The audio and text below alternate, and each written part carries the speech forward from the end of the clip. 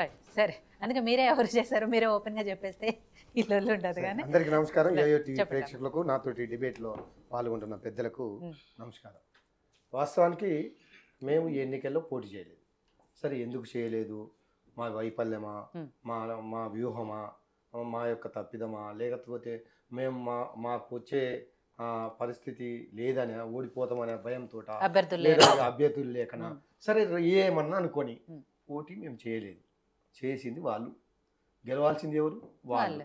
అరే మేము పోటీ చేయలేదు అంటే మేము గెలవలేదు, వాళ్ళు పోటీ చేయలేదు కాబట్టి మేము ఓడిపోయినాం. ఇది ఎక్కడ న్యాయం అండి? నాకు అర్థం కాదు.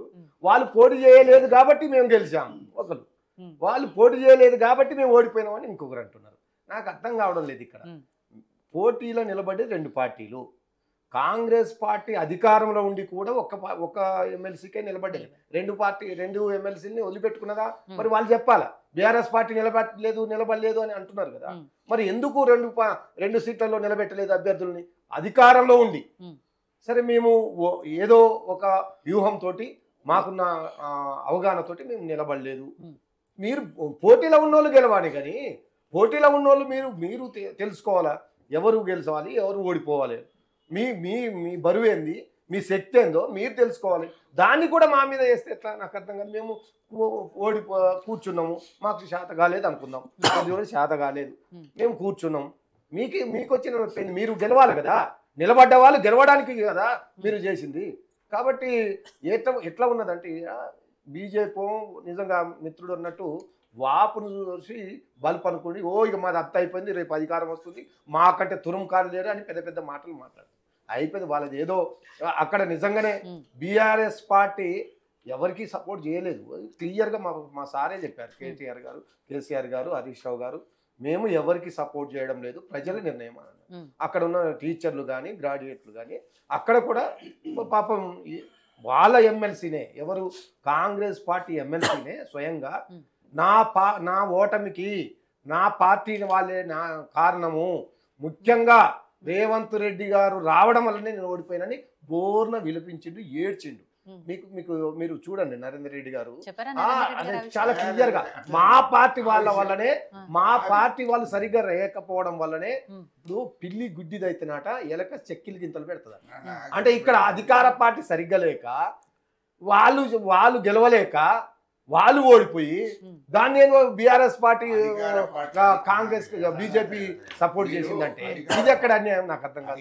ఇంకొకటి అన్న మీరు మాట్లాడుతున్నా, నేను ఒకటి అడుగుతున్నాను. సరే ఆడలేక మధ్యలో దరువు అనేది కాదు, మీరు ఆడారు, మేము ఆటకే దిగలేదు, మేము ఆటలో పాల్గొనలేదు. మీరు పాల్గొన్న వాళ్ళు ఎవరు గెలవాలనేది మీరు నిర్ణయించుకోవాలి. ఇక్కడ ఏం జరిగింది? రేవంత్ రెడ్డి గారు అంటే మా నాయకుడు, మా బడే బాయ్ అని ఊకే పోయి ప్రధానమంత్రిని కలవడం, ప్రధానమంత్రికి అన్ని రకాలుగా మనం పేపర్లో, టీవీలో చూస్తున్నాం. త్వరలోనే రేవంత్ రెడ్డి గారు బీజేపీకి కూడా పోయే అవకాశాలు ఉన్నాయని మనం పేపర్లో తినేటి, మనం పేపర్లో చూసేటి. మేము అంటే ఇది ఇంటర్నల్ గా వాళ్ళ పార్టీలో జరిగే చర్చ. ఇంటర్నల్ గా కాంగ్రెస్ పార్టీలో కొంతమంది పెద్దలు బీజేపీకి సపోర్ట్ చేయడం వల్లనే అక్కడ బీజేపీ గెలిచింది, కాంగ్రెస్ ఓటమికి కారణమైందని చాలా క్లియర్ గా వాళ్ళే చెప్పుకుంటున్నారు. ఇంకోటి, ఎందుకు ఆయన ఏడ్చిండు? ఎందుకు? ఒక పక్క వాళ్ళ ఎమ్మెల్సీ మొన్నటిదాకా ఉన్న ఎమ్మెల్సీ రెడ్డిల మీద, బీసీల మీద ఉన్న ఆ కామెంట్ల వల్ల వాళ్ళు ఆగమైపోయినారని క్లియర్ గా అంటున్నారు. వాళ్ళని దాన్ని కట్టడి చేయడానికి రేవంత్ రెడ్డి గారు సరైన నిర్ణయం తీసుకోక ఈయన ప్రచారం చేస్తే కథమే, అది గోల్పోయింది. ఈయన ఇప్పటిదాకా 2-3 రాష్ట్రాలు పోయిండు, అన్ని ఓడిపోయినాయి. ఈ ఎమ్మెల్సీ ఎన్నికలు అది ఓడిపోయింది. ఈయన ఎక్కడ ప్రచారం పోతే అక్కడ ఓటమే, అది తెలుస్తలేదు పాపం. ఆయన ప్రచారం చేయబట్టే కదా ఇక్కడ కాంగ్రెస్ పార్టీ ఆయన ఒక్కడే చేయలే, ఆయన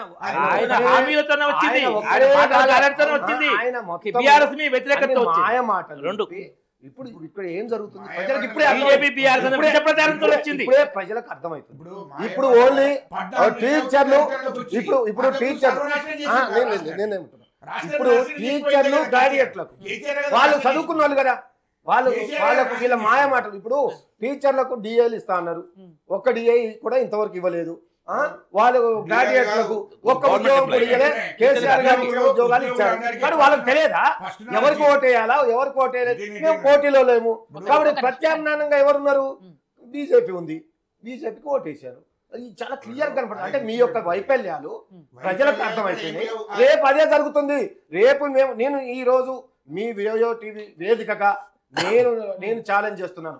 BRS Congress party BJP party BRS party కంటే ఒక్క సీటు స్థానిక సంస్థ ఎన్నికలలో ఎన్నికలు ఉన్నాయి కదా, చాలా ఎంపీటీసీలు జడ్పీటీసీలు ఒక్క సీట్ అని ఎక్కువ తెచ్చుకోండి.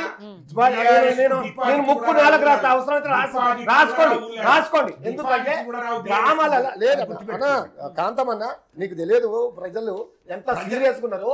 అసలు ఉరికించి కొట్టేటట్టున్నారు కాంగ్రెస్ కనబట్టి. అసలు ఎంత ఘోరంగా ఉన్నారంటే ఏ ఒక్క హామీ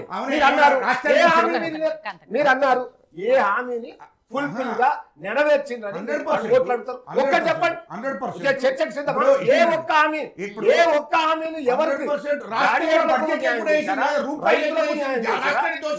టీచర్లకు న్యాయం చేశారా? ఎవరికన్నా ఏ వర్గమన్నా మేము ప్రశాంతంగా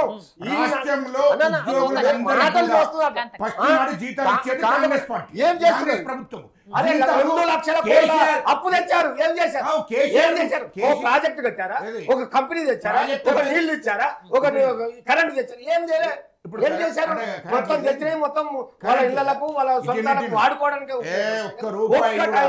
ఒక్క పని కేసీఆర్ గారి కంటే ఒక్క గొప్ప పని అదే అంటున్నాడు బట్టి విక్రమార్క గారు. కాంతన, బట్టి విక్రమార్క గారు మీ పార్టీలో ఉన్న సీనియర్ నాయకుడు, మాకు ప్రతిపక్ష నాయకుడు కూడా ఉండే 10 సంవత్సరాలు ఈ యొక్క బిల్లు ప్రవేశపెడుతున్నప్పుడు, ఆర్థిక శాఖ మంత్రి ప్రవేశపెడుతున్నప్పుడు దాని మీద చర్చ